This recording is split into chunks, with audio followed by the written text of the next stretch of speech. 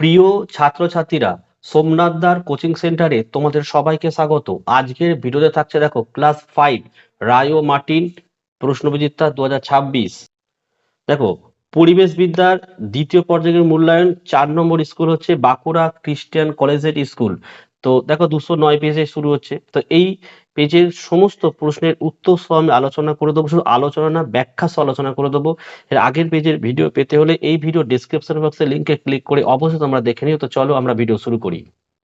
এবং অবশ্যই তোমরা কিন্তু এই বইটি তোমাদের কোশ্চেন ব্রাঞ্চ খাতা এবং পেন নিয়ে বসবে, কারণ আমি যখন বোঝাবো আরো অনেক এক্সট্রা প্রশ্নের উত্তর আলোচনা করে দেবো। চলো 5 খানা এমসিকিউ। 1.1 বলছে পশ্চিমবঙ্গের পশ্চিম দিকটা কি মালভূমি অঞ্চল রয়েছে। পশ্চিমবঙ্গের পশ্চিমের দিকে কি রয়েছে? মালভূমি অঞ্চল রয়েছে। একটু বুঝে নাও। দেখো কি কি জেলা আছে বলতো? পুরুলিয়া, বাঁকুড়া, পশ্চিম মেদিনীপুর। ঠিক আছে। ছোটনাগপুর মালভূমির অংশ বিশেষ দেখা যায়, যা মূলত উঁচু নিচু পাথর জমি ও লাল মাটি দেখা যায়। ঠিক আছে। 2, দ্বারকেশ্বর ও শিলাবতী নদী মিলিত হয়ে নাম হয়েছে কি? অপশন গ লিখবে, রূপনারায়ণ নদী। ঠিক আছে। পশ্চিম মেদিনীপুরের ঘাটালের কাছে। কোথায় বললাম? পশ্চিম মেদিনীপুরের ঘাটালের কাছে। দ্বারকেশ্বর, এই যে দ্বারকেশ্বর আর শিলাবতী নদী দুটি একসাথে মিশেছে এবং মিলিত প্রবাহটি রূপনারায়ণ নামে পরিচিত হয়ে গেঁওখালির কাছে হুগলি নদীতে পড়েছে। অনেকগুলো তথ্য আমি কিন্তু বলে দিলাম। 3, গঙ্গা হলো একটি অপশন গ নিত্যবহ নদী। কেন? গঙ্গা নদী হিমালয় পর্বতের বরফ গলা জলে পুষ্ট, তাই এই নদীতে সারা বছর জল থাকে। যে নদীতে সারা বছর জল থাকে তাকে বলা হচ্ছে কি? নিত্যবহ নদী। 1.4 প্রশ্ন দেখো, ধাপ চাষ হয় অপশন ক লিখবে, পার্বত্য অঞ্চলে, মানে পাহাড়ের ঢালু জমিতে বৃষ্টির তোড়ে মাটির ক্ষয় রোধ করতে এবং চাষবাসের সুবিধার জন্য কি করা হয়? সিঁড়ির মতো ধাপ কেটে চাষ করা হয়, একেই ধাপ চাষ বলা হয়। 5, সিনকোনা চাষ হয় অপশন ক হবে মংপু। ঠিক আছে। মংপু একটা তোমার হচ্ছে উত্তরবঙ্গের দার্জিলিং জেলার একটা জায়গা, তার নাম হচ্ছে মংপু। প্রচুর পরিমাণে এখানে সিনকোনা চাষ হয়। ঠিক আছে। আর এই সিনকোনা গাছের ছাল দিয়ে কি হয়? ম্যালেরিয়ার ওষুধ কুইনাইন তৈরি করা হয়। নেক্সট পেজে চলে আসো।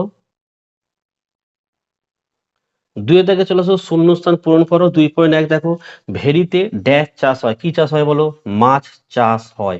2টা কাঁতি ড্যাশ জেলায় অবস্থিত, তোমার প্রত্যেক জেলাটা পূর্ব মেদিনীপুর। 3 দেখো, বাক্সের মতো দেখতে, মাছ ঢুকতে পারে কিন্তু বেরোতে পারে না, একে কি বলে? ঘূর্ণি বলা হয়। ঘয় হস্যু মধ্যে নয় হস্যি। 4, গাঙ্গেয় সমভূমির দক্ষিণে যে বিশাল বনভূমি আছে তার নাম কি? সুন্দরবন। 5এরটা বাংলার দুঃখ বলা হয়, দেখবে দামোদর নদকে। চলো সত্য মিথ্যা চলে আসো। 1 রবীন্দ্রনাথ ঠাকুর জন্মগ্রহণ করেন 1861 খ্রিস্টাব্দে, এটা একদম সত্য। 2 আনন্দমঠ বঙ্কিমচন্দ্র চট্টোপাধ্যায় রচনা করেন, এটাও কিন্তু সত্য। 3, কৃষ্ণনগরের সরভাজা ও সরপুরিয়া বিখ্যাত, এটাও কিন্তু একদম সত্য। 4 দেখো, টাইগার হিল দেখা যায় জলপাইগুড়িতে, এটা একদম ভুল, তোমরা জানো, কারণ টাইগার হিল কোথায় দেখা যায়? দার্জিলিং জেলায়। ঠিক আছে। 3.5, সবচেয়ে কম বয়সে জীবন সমাপ্ত হয় যে স্বাধীনতা সংগ্রামী তিনি হলেন নেতাজি সুভাষচন্দ্র বোস, এটা মিথ্যা। কার হয়? ক্ষুদিরাম বসুর ফাঁসি হয়েছিল মাত্র 18 বছর বয়সে। ওকে। চলো বাম স্তম্ভ ডান স্তম্ভ দেখে নি।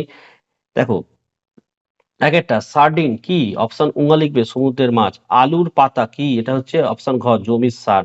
3 দেখো, মানব সম্পদ হচ্ছে এখানে অপশন গ হবে স্বাস্থ্য। রংপুর হচ্ছে অপশন খ বাংলাদেশ অবস্থিত, আর রার অঞ্চল হচ্ছে পাথরের জমি। চলো 5 দেখে, এক কথায় উত্তর দাও। 1, গঙ্গা যে ধারটি বাংলাদেশে প্রবেশ করেছে তার নাম হচ্ছে কি? পদ্মা। 5.2 দেখো, ধান কাটা ও ঝাড়ার আধুনিক যন্ত্রটির নাম কি? হারভেস্ট। 5.3, বাঁশের কেল্লা কে তৈরি করেন? তিতুমির। 4 দেখো, আত্রেয়ী নদীর পূর্ব পাশে অবস্থিত জেলাটির নাম কি? দক্ষিণ দিনাজপুর। 5.5, পশ্চিমবঙ্গের কোন জেলায় সবচেয়ে কম বৃষ্টিপাত হয়? লিখবে পুরুলিয়া জেলায়। আচ্ছা, এখানে দেখো 2 নম্বরের প্রশ্নের উত্তরগুলো তোমরা পাঠ্য বইয়ে পাবে, এছাড়া আমি উত্তরগুলো আলোচনা করে দিচ্ছি, বুঝে দিচ্ছি, তোমরা বুঝে নাও। দেখো এখানে 1 দাগের প্রশ্ন, লিখবে কি? বাবা সাহেব আম্বেদকরের প্রকৃত নাম কি? লিখবে বাবা সাহেব আম্বেদকরের প্রকৃত নাম কি? ভীমরাও রামজি আম্বেদকর। হলো।